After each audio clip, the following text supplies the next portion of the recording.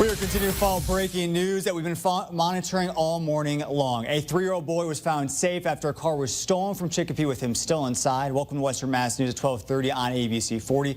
I'm David Horowitz, and we are learning now that Connecticut State Police are booking that suspect who will be facing charges in both Connecticut and in Massachusetts. And we do have team coverage for you. Amanda Callahan and Glenn Kittle both standing by. But first, let's start with Abby Carnevale, who is live at the hotel in East Windsor where that child was dropped off. Abby?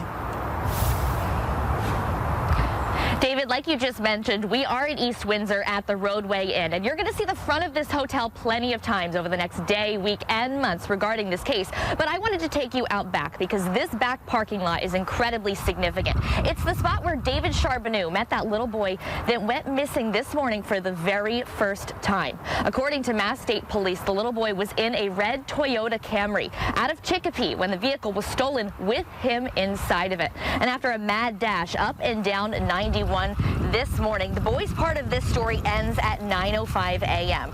The hotel's general manager shared their security footage with us, and you can see the stolen Toyota Camry pull into the parking lot.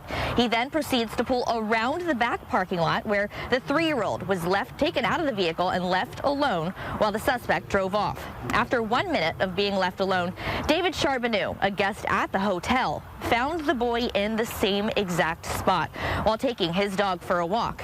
The hotel guest describes the moment to Western Mass News. And so I got back about 9:10, and there's a little kid puddle jumping, all alone. And I look around, there's no adults, nobody with him. So I'm trying to talk to him, and he was afraid of me at first. Well, I had a dog with me too, so I had to get my dog back in my room and then come running back out, and he's still out there, I was trying to hurry because I was worried about him. He's out in the parking lot there. Charbonneau describes the child as a little nervous as he walks up to the child. He's recognizing a stranger with a dog, and he was a little hesitant. But after a little bit, the child clearly warmed up to Charbonneau, and he took him into the hotel lobby, and they alerted authorities. And Charbonneau says he stays at this hotel pretty frequently, especially during the winter months, but he has never experienced anything like this specific morning. And just down the road, I think it's about just a few miles, Amanda Callahan is now standing by with the exact place authorities found that suspect.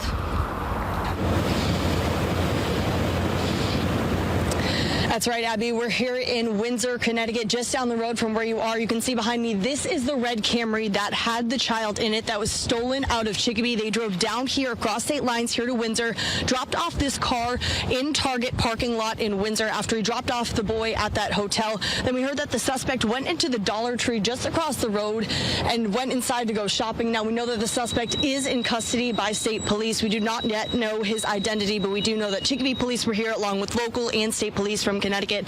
Now, one man we spoke with who was shopping in the Dollar Tree says that he's just happy to know that that boy is now safe. And relieved to hear that they got him and the kid is okay. I can't imagine the parents being a parent, that is the worst nightmare of any parent. So glad he's okay. Now, again, police will remain here on scene in Windsor as they're waiting for this red Camry to be processed and then towed away from the scene. But, of course, this all unfolded in Chicopee, just across state lines in Massachusetts. That's where we find Western Mass News reporter Glenn Kittle with how this all unfolded. Glenn. Yeah, that's right, Amanda. We're right here on Exchange Street in Chicopee. That's where that 2021 red Toyota Camry was stolen with the 3-year-old inside. Now, take a look at this video. This is the scene when our Western Mass News crews arrived just shortly after 9:30. You can see that multiple state and local police cruisers flooding the scene where this car was stolen. We also caught a glimpse of a Chicopee police questioning what appeared to be a family who lived in the building in front of where the car was stolen. We spoke with some folks who lived around the area who are shocked to hear the events that unfolded just minutes away from where they lived. That's horrible. That poor child's gonna have PTSD. That person that stole that car, these things need to stop. There's state police troopers everywhere. So I'm like, oh, it must be another break-in or something like that. And I hear it's a child abduction. So immediately having children, it's just my stomach turned immediately. It just became like a instant want to throw up type feeling. Now, the the circumstances surrounding how that vehicle was stolen are still up in the air, but we're expected to learn more information later tonight from Chicopee Police. They're expected to hold a press conference later today at 2:00 p.m. And also just moments ago, I obtained security camera footage of the moments that the car was stolen. We'll have that coming up for you later tonight on Western Mass News at 4, 5, and 6. Reporting live in Chicopee, Glenn Kittle for Western Mass News. Glenn, Abby, Amanda, thank you for those live reports and something we're going to keep our eyes on for the rest of the day. And for that latest coverage on this Amber Alert, download our free Western Mass News app for the latest updates as they come into our newsroom.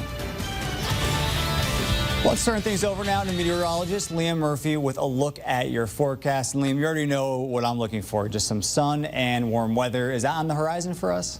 I do think that we are going to be seeing some improvement, in which means we could see some sun hopefully by this afternoon, but then certainly as we head into the weekend. Right now, as we take a look out from our Agawam Skycam, the clouds are really hanging tough. We were expecting to see a little bit of some breaks of sun by this afternoon. We should still see that as we head to around 3, 4, 5 o'clock. We should see a few breaks of sun as an area of low pressure slowly moves offshore. But you can see the Skycam also shaking there. It's awfully windy out there.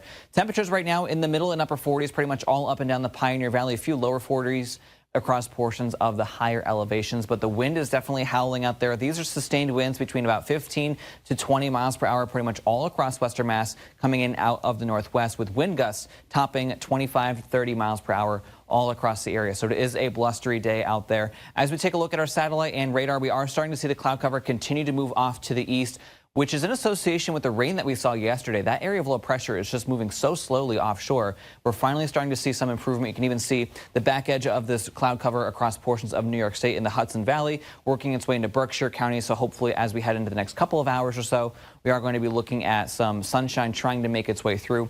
Visible satellite, you can really see this whole area of low pressure offshore, bringing showers across portions of eastern Mass, Cape and the Islands. The cloud cover leading its way into western Mass and all the clearing behind it off to the west. So we should start to see some clearing as we head towards the next few hours, and especially into the overnight hours and into tomorrow. For this afternoon, we'll come up maybe a couple of degrees, getting up to around 50 degrees with mostly cloudy skies. Tonight, clouds will continue to diminish with temperatures falling down into the 30s. And then for the next couple of days, we are going to be on tap for a pretty dry Saturday and Sunday. We have a weak disturbance coming through during the overnight hours, but Sunday is going to be dry. I'll have more on that forecast in just a couple minutes from now. David, back to you.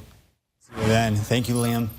The largest crane in the eastern seaboard now in Baltimore to help clear that wreckage from the Francis Scott Key Bridge collapse. It is a major step in the long process to reopen the port. As for the recovery efforts, dive operations around that bridge are now on pause. Our Western Mass News correspondent Christine Cordero has the latest from Baltimore.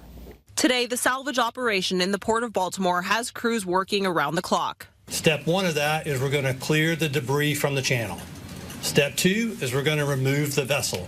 The Navy has sent 3 giant cranes to the scene, hoping to refloat cargo ship Dali. Officials say it's a complex task.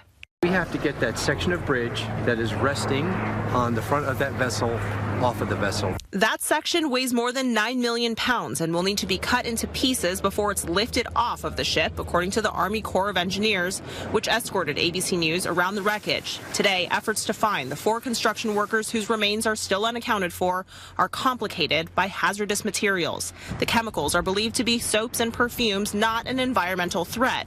But because of sheen found on the waterway, dive operations and vehicle recovery are on pause. The Coast Guard spent 3 days in the cold, murky water recovering the remains of the first 2 victims. In most instances, our divers cannot see any more than a foot or 2 in front of them. Among the dead, Menor Suazo Sandoval. He sent a video message to his family a few months ago before heading to work, asking they take care of themselves. Todos los quiero mucho. Un abrazo. Telling them he loves them. Porque acá no. Maryland requested $60 million from the federal government for their initial recovery efforts. President Biden approved that within hours. Christiane Cordero, ABC News, Baltimore. Coming up, the SAT looks different now. How you can best prepare for the digital exam coming up next.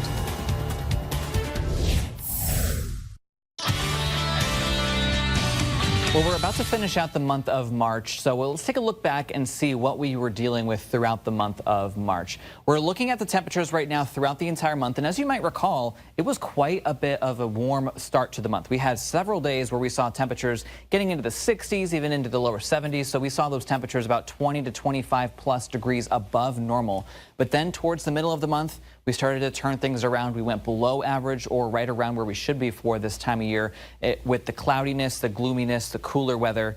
And, you know, we have seen about 15 above average days in March, but 8 normal days and 5 days below average. Now, in terms of precipitation, March has also been a very wet month as well. We saw anywhere between about 4 to 4.5 plus inches of surplus here in Western Mass. This is coming out of Barnes and Westfield. We had that big soaking last Saturday, over 2.5 inches of rain. We had a soaking earlier in the month, and we also picked up about a ½ inch of rain out at Westfield yesterday. So we have picked up over 7.5 inches of rain just in the month of March so far. So it's been a very wet month. And this is all due to what we've been seeing in the upper level pattern. Lately, we've had an upper level low as well as a dip in the jet stream, otherwise known as a trough, pretty much right over the northeast. Now, this is going to slowly make its way off to the east, and a weak little ridge is going to build in, and that's going to bring temperatures a little bit closer to normal. It's also going to stabilize the atmosphere a little bit, and we'll have a few nice days coupled with high pressure building in at the surface. But then, as we head into much of next week, we have another upper level low that's going to come down, big dip in the jet stream. This is going to bring unsettled weather as well as some cooler air for the middle and end of next week. So we do have rain chances returning for Tuesday, Wednesday, and to Thursday, as well as the possibility of some high terrain snow that we're going to continue to watch. But then as we head into the week after that, we do have something to look forward to. Taking you through April 5th through the 11th, looking like the middle and the eastern half of the country have high probabilities that will start to trend above normal. So once we get through next week, it looks like we have things to look forward to in terms of temperatures where we could start to turn milder. Now, in terms of the precipitation, it looks like we might start to trend a little bit on the drier side, with probabilities looking more and more likely that will trend drier than normal April 5th through the 11th. So we'll have to wait and see what happens. We'll just have to get through this upcoming week first with those rain chances, and then it looks like the pattern starts to change once again as we head into the end of next week and into the following week. Satellite and radar right now, here's our area of low pressure, which brought us the rain yesterday, still lingering offshore, bringing showers across portions of eastern Mass, Cape and the Islands. It's very slowly moving its way offshore. We have the cloud cover stretching all the way back towards western Mass. That's why we've been locked in the overcast pretty much all day today so far. But we do have some clearing off to our west as high pressure builds in. A lot of this is going to be starting to work in, so we'll see some breaks of sun as we head into the late afternoon and early evening before the sun goes down. It's also a bit of a breezy day. We're seeing winds sustained anywhere between about 10 to 20 miles per hour, gusts already topping 25 to 35 miles per hour all around western Mass. So it's a breezy day, but not too bad in terms of temperatures. We'll see temperatures come up a couple more degrees, perhaps near 50 by this afternoon in the Pioneer Valley, middle and upper 40s in the higher elevations. Skies continue to clear out overnight tonight with temperatures falling down into the 30s. And then we have high pressure building in for your day on Saturday, where we're going to be seeing pretty much full sunshine. So taking a look at our futurecast, this area of low pressure slowly moves offshore. We see some breaks of sun, but those breezes continue out of the northwest at about 10 to 20 miles per hour with gusts up to 35 miles per hour. Saturday, mostly sunny skies, but it will still be breezy. Not quite as breezy as today, but still on the breezy side. And we're going to continue to see really nice weather for your day on Saturday. Sunday, in the overnight hours between Saturday and Sunday, we have a disturbance that's going to pass to our south. Brief shower or snow flurry, but by the time we wake up on Sunday morning for your Easter, it's all going to be gone already. So we're going to be looking at a blend of sun and clouds for Easter Sunday. So it's going to be a nice day for both Saturday and Sunday. So good holiday weekend on tap with highs in the 50s. Dry on Monday as well with highs in the 50s. And then rain chances return for Tuesday, Wednesday, and Thursday with a chance for some high terrain snow that we're going to continue to watch as we get closer. That's a check of your forecast. Have a great afternoon, everyone. David, back to you.